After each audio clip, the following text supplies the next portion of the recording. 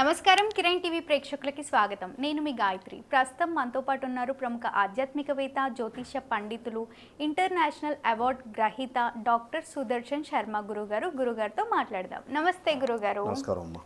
గురుగారు, సాధారణంగా మనం టెంపుల్కి వెళ్ళి జాతకం చూపించుకున్నప్పుడు ఈ రాశికి ఈ దేవత, ఈ దేవుడు అధిపతి, ఈ దేవుడికి పూజలు చేసుకుంటే సరిపోతుంది అని అంటారు. గ్రహచార రీత్యా నిజంగా అలా ఉంటుందంటారా? ఈ సంవత్సరంలో ఏ రాశికి ఏ దేవత బాగా కలిసి వస్తుంది అని అంటారు, ఒకసారి తెలియజేయండి. మంచి క్వశ్చన్ వేసామమ్మా. విషయానికి వెళ్ళబోయే ముందు కాస్త ఆధ్యాత్మికంగా ప్రార్థన చేసుకుని విషయం తప్పకుండా.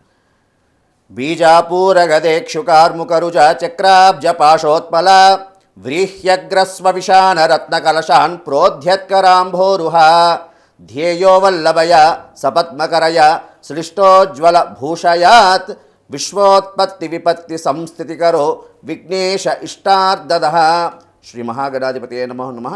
అస్మద్గురు చరణారవిందాభ్యో నమో నమః. అస్మత్పితు శ్రీ భమిడి వెంకట సుబ్రహ్మణ్య శర్మ పాదారవిందాభ్యో నమో నమః. ప్రధానంగా తీసుకుంటే ప్రతి రాశికి కూడా రాశ్యాధిపతులు ఉంటారమ్మ. ఉదాహరణకి మేషరాశిని తీసుకుంటే మేషరాశికి అధిపతి మనకి కుజుడమ్మ. అదేవిధంగా వృషభ రాశిని తీసుకున్నాం అనుకోండి, వృషభ రాశికి అధిపతి శుక్రుడు. అదేవిధంగా మిథున రాశి తీసుకున్నాం అనుకోండి, మిథున రాశికి అధిపతి బుధుడు. అదేవిధంగా కర్కాటక రాశి వారు తీసుకున్నాం అనుకోండి, కర్కాటక రాశికి అధిపతి చంద్రుడు. అదేవిధంగా సింహరాశి తీసుకోండి, ఈ సింహరాశికి అధిపతి రవి. అదేవిధంగా కన్యారాశి తీసుకుంటే కన్యారాశికి అధిపతి బుధుడు. అదేవిధంగా తులారాశికి తీసుకుంటే తులారాశికి అధిపతి శుక్రుడు. అదేవిధంగా వృశ్చిక రాశి తీసుకుంటే వృశ్చిక రాశికి అధిపతి కుజుడు. అదేవిధంగా ధనుర్రాశి తీసుకుంటే ధనుర్రాశికి అధిపతి గురుడు. అదేవిధంగా మకర రాశి తీసుకున్నాం అనుకోండి, మకర రాశికి అధిపతి శని. అదేవిధంగా కుంభరాశి తీసుకున్న కుంభరాశికి అధిపతి శని. అదేవిధంగా మీనరాశి తీసుకుంటే మీనరాశికి అధిపతి మనకి గురుడమ్మ. ఈ విధంగా ద్వాదశ రాశులు సంబంధించి వాటికి సంబంధించిన రాశ్యాధిపతులు. అయితే ప్రధానంగా మనం ఈ 2026 సంవత్సరం పరాభవనామ సంవత్సరాన్ని తీసుకుంటే ఒక్కొక్క రాశికి ఏ రాశి వారి తాలూకా గ్రహస్థితి సంచారం, ఉదాహరణకి గురుడు అనుకోండి, మనకి ఈ పరాభవనామ సంవత్సరంలో మనకి గురుడు ప్రధానంగా ఇప్పుడు మిథున రాశిలో ఉన్నాడు. ఇది కాస్త గురుడు మళ్ళీ కర్కాటక రాశికి ప్రవేశిస్తాడు. తదుపరి అదేవిధంగా సింహరాశి, తర్వాత అక్కడి నుంచి 3 నెలలు సింహరాశి కూడా ప్రవేశిస్తాడు.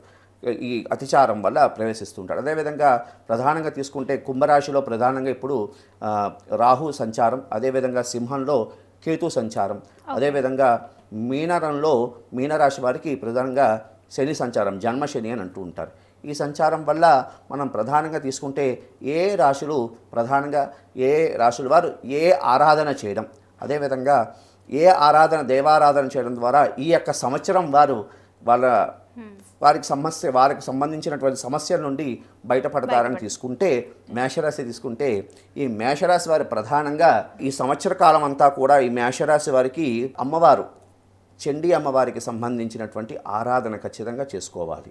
అవకాశం ఉన్నవాళ్ళు ఈ సంవత్సర కాలంలో చండీ హవనాలు చేయించుకుంటడం, శక్తి లేని వారు ప్రతి వారికి చండీ హవనం అంటే ప్రస్తుత కాలంలో చాలా భారీ బడ్జెట్తో కూడుకున్నటువంటి వ్యవస్థ కాబట్టి ఆర్థికంగా లేని వాళ్ళు ఏం చేస్తారంటే ప్రతి శుక్రవారం కాస్త రాహుకాలంలో దుర్గకి సంబంధించినటువంటి ఆరాధన క్రమం, అదేవిధంగా దుర్గకి సంబంధించినటువంటి క్రమం చేయించుకుంటూ ఉండడం, అదేవిధంగా ప్రతి సంకష్టాల చతుర్థికి, అదేవిధంగా ప్రతి బుధవారం కూడా మీరు గరికతో గణపతికి అర్చన చేస్తూ ఉండడం, అదేవిధంగా బెల్లం ముక్కలో దీపారాధన చేయడం ద్వారా, గణపతి ఆరాధన చేయడం ద్వారా వీళ్ళు ఈ యొక్క సంవత్సరం నుండి ఉపద్రవాల నుండి, అంటే ఈ ఉపద్రవాలు అనుకోండి, అదేవిధంగా వారికి సంబంధించినటువంటి కష్టాల నుండి బయటపడడానికి అవకాశం అనేది ఉంటుంది. ఓకే, వీళ్ళకి బాగా ఏ దేవుడు ఏ దేవత కలిసి వస్తుంది అంటే ప్రధానంగా మేషరాశి వారికి వారి రాశిరీత్యా రాశ్యాధిపతి కుజుడు కాబట్టి వీరికి ప్రధానంగా కలిసి వచ్చే దేవుడు ప్రధానంగా సుబ్రహ్మణ్యేశ్వర స్వామి. వీరు సుబ్రహ్మణ్య ఆరాధన, అదేవిధంగా సూర్య ఆరాధన చేయడం ద్వారా ఉత్తమమైనటువంటి ఫలితాలు కలగడానికి అవకాశం అయితే ఉంటుంది. గురుగారు, మేషరాశిలోకి ఏ నక్షత్రాలు వస్తారు? ప్రధానంగా తీసుకుంటే అమ్మ అశ్విని 1, 2, 3, 4 పాదాలు, భరణి 1, 2, 3, 4 పాదాలు, అదేవిధంగా కృత్తిక 1వ పాదం వరకు మేషరాశి వారికి సంబంధించిన వాళ్ళు అవుతారమ్మా.